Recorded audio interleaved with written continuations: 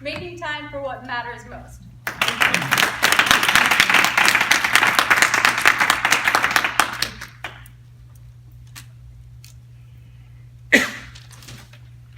The Nepalese Gurkha riflemen are known to be one of the most fearless of warriors.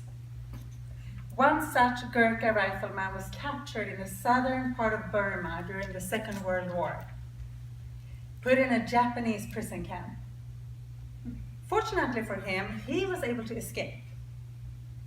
But the journey that was in front of him was a 600-mile journey through unknown territory, through the jungle, before he would reach the border of India and freedom. He spent 5 months navigating through the jungle, never speaking to one single person. First of all, he didn't know the language, but most importantly, he didn't trust the Burmese. He considered them traitors.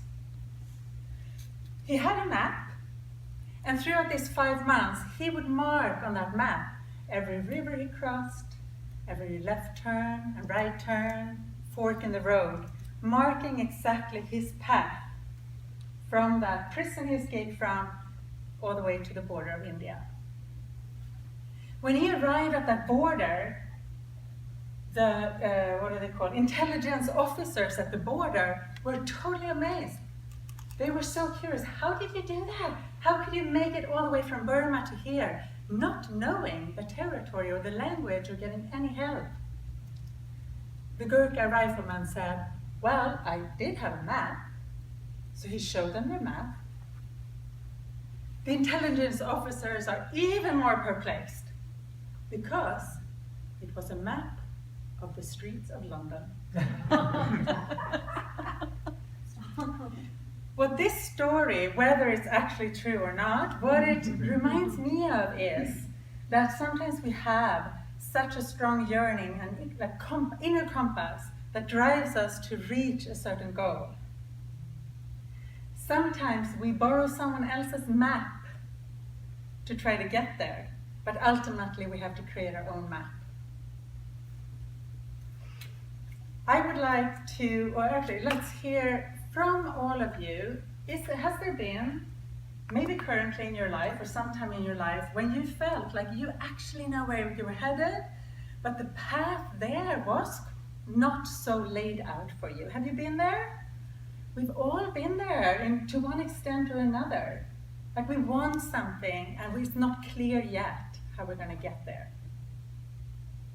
I would like to share with you one of my map-making journeys. And this is about my career. When I was 24 years old, I got one of my first real job. I got into a software company and thought, I'll stay there for a year or two. It'll be good, it seemed to be a good company. Little did I know that at that time, that 24 years later, I would just be leaving that company and that profession. So when I was 24, in my native country of Sweden, I worked at this company. I got an opportunity to move to Switzerland and experience lots of great stuff. I learned so much in this role and this company I was in. I met my husband, I got to learn French, a lot of great stuff. Finally, I moved to the US because this was an American company. So I moved to this beautiful area. Once I was about, I would say 14 years in, so the last 10 years at this company, I started to feel that maybe I was living my life according to someone else's map. Some expectation. I ended up in this career, but I had never chosen it really. And it felt like it wasn't quite aligned with what I really cared about and wanted to do in my life. So I started kind of dipping my toe, playing with some alternative ways that I could make a career. I was already a yoga practitioner, so I became a yoga teacher. Started teaching yoga on the side of my corporate career. A little bit more aligned, just like this feels good, helping people and empowering people to live their life better. I started gathering with some friends to have truly deeply meaningful conversation in small groups about what do we care about, what did we want to create in our lives. That felt really meaningful to me. And then I came across coaching as a profession. What? There is such a thing? You can work as a coach and do all these things? So I learned and I got certified and I started working as a coach. So now I finally, after those 24 years and kind of 10 years in the making, I dared to step on to this path that I really wanted to be on. I had my compass directed towards something that was truly meaningful for me. And now my intention in this role is actually for my clients to create that life that they really want.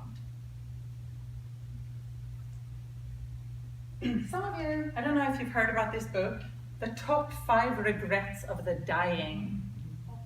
It is really, really fascinating. This author, Bronnie Ware, was a nurse, palliative nurse, working with people that were on their deathbed.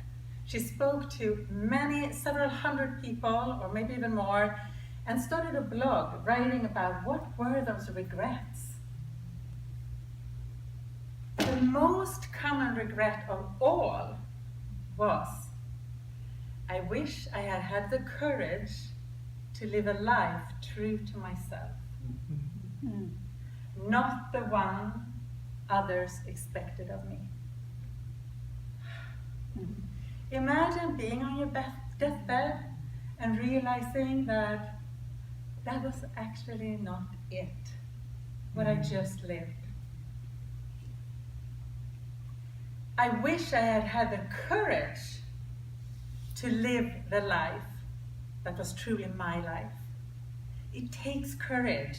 We have so much expectations and conditioning to stay on this path, like I did. I was considered successful in so many ways in my career, but it wasn't mine. So we need to break out of that mold and dare to go over here and feel, I don't have a map yet. I know that this is where I'm headed, but I actually don't know these pieces yet. And we discover and make that up as we go.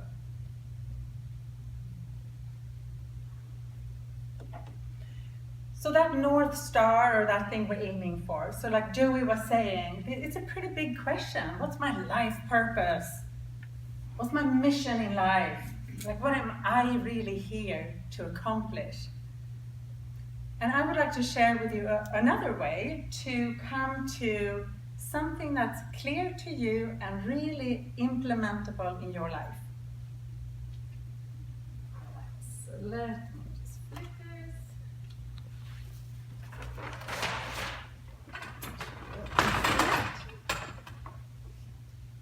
So I suggest that you draw a sun. How about that to start? And then you place yourself in the middle. So this is me and my life. And start to consider what are the different roles you are in your life. So as a way to break it down and have a look at slices of your life, it becomes more graspable. So some of my roles you've already heard in my introduction. I am the president of a Toastmaster club, I am a mother, and I am a time management coach. For each of these roles, I have a different intention. Some other roles might be, so I am a wife, I'm a sister, and start thinking for yourself, what are the roles in your life? A lot of them are in relationship to someone else, maybe to one person, or perhaps you're part of a group and you have a certain role in that group. Most of you are going to be a neighbor. Most of you are occasionally going to be a client at Safeway or the gas station. Some roles are really not that important, but for you to find the ones that are really central and important to you. So I'd love to hear a few from you guys. What are some roles that you think of in your life? Maybe similar to mine, maybe different. What are some roles that come up for you? Explorer. Explorer, sure. Citizen. Citizen of this country, or of the earth even, sure. What else? I know we have a teacher, that's a role, you know, as a teacher. Yeah. Confidant. Confidant, sure. Yeah, thank you. Reunion organizer. Reunion organizer. So that's in a very specific context, you're the reunion organizer. So the idea is to first identify what are the key roles that I have in my life, and then you're going to start working on what's my intention for each of them. Some of them might be a little bit similar, and then that's where you get the common like red thread that goes through, and probably will highlight that, you know, happiness or something that's that core kind of purpose in your life. Another way of looking at roles is to consider what are some areas of responsibility that you consider yourself having. One example of a role that I have is that I am our family finance manager. Which I have taken on and accepted as my role. I pay the bills, I do some budgeting and expense kind of tracking, and I keep track of our retirement, like future finances as well. Another role I'm in, I'm a homemaker. It doesn't mean my husband doesn't also, because he's really good at that actually, but I consider myself a homemaker. And my intention as a homemaker is not to try to make it enjoyable to fold the laundry or clean the floors. My intention is to have a functional, beautiful space where I feel good and I want to invite people to come to my space. So that's my intention. And when I have that intention, I am more happy to do the laundry because that is what's important to me. All right, let's see here. I'm sure you can. Let's see if you can think of a young person in your life, now or in the past. Maybe your child, maybe someone else's child, someone you really cared for and wanted the best for. It can be a student of yours, it can be niece or a nephew, a neighbor's child, or whoever. Does everyone have a young person that they have cared for? Yeah? What did you want for them? Let's just hear a few things. So you wanted them to be safe, probably. You wanted them to be happy, Successful. whatever that means to them, right? Mm-hmm. Healthy, did I hear? Yeah, you want them to be healthy, Confident. aware, confident, Independent. independent, Engaged. engaged. Yeah. Have worldly experiences. Have worldly experiences, My grandkids to love the outdoors, love the outdoors. hiking Right. the mountains, etc. Yeah. So you want these things for this person. So your intention in that relationship is to enable that for them. Me as a mother, my intention is for my children, in the brief version of it, is for my children, they're now 20 and 23, so they're out of the house, but my intention is that they are happy and healthy, capable and compassionate. So those are just 4 words that I've felt are key, core things that I want for my children. So once you have your roles identified and you clarified to some extent what your intention is in those different roles, the most important roles in your life, the key is to now use that as you make decisions in your daily life.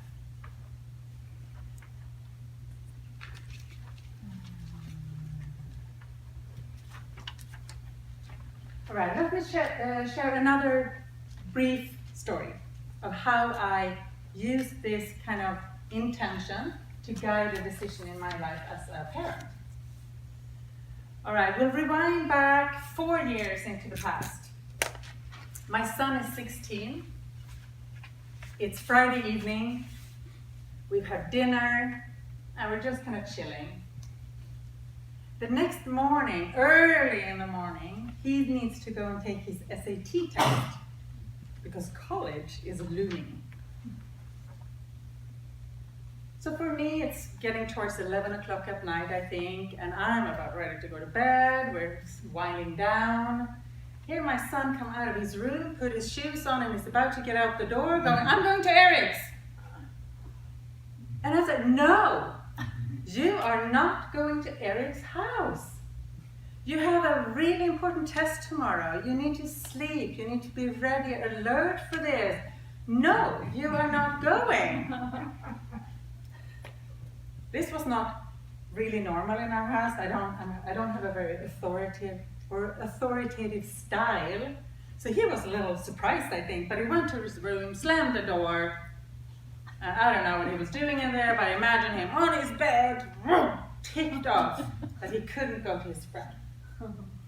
I mean, we all remember being 16, 15, whatever. Friends seem to be the priority over anything. And then I calmed down a little bit too. And recalled, what is my intention again as a mother? Because I had recently identified that at that point. And this capable word stood out for me. And I realized that in a little over a year, he would be in college, in a dorm. I wouldn't be there to stop him from going out late at night or not being fresh for the test the next day. So I went to his room, knocked on the door and said, hey, can you talk? And I told him, or I asked him, can you just hear me out? And once you have, I promise that you get to make your own decision. So I just kind of recapped basically what I had sort of screamed before, but in a calm, more collected voice. Why I found it important for his future, why it mattered. And then I said, just take a few minutes and just consider that, and then you can decide. I leave his room.